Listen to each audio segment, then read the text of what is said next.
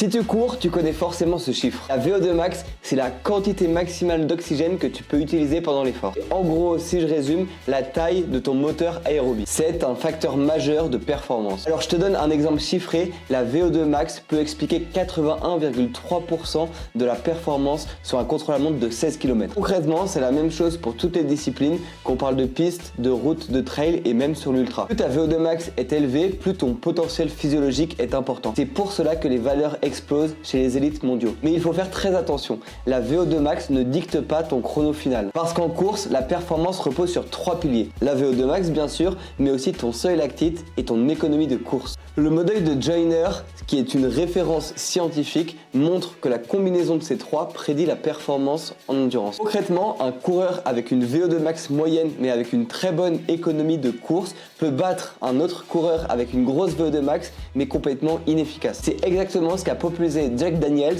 avec sa méthode VDOT. La technique, plutôt que mesurer ta VO2 exacte en laboratoire, il va considérer que ton chronomètre reflète ta VO2 max utilisable. VDOT relie performance réelle, intensité d'entraînement, mais aussi potentiel physiologique. La vraie variable sur laquelle tu peux te pencher, la plus intéressante, c'est la vitesse à VO2 max. Pourquoi? Parce qu'elle combine tout. Ton moteur, ton efficacité et ta capacité à soutenir l'effort. Oh non, la VO2 max n'est pas surcotée, par contre elle est mal comprise, notamment en trail et en ultra trail où elle est de moins en moins déterminante. On va faire un jeu, mets-moi en commentaire ta VO2 max et je vais essayer de te prédire ta performance.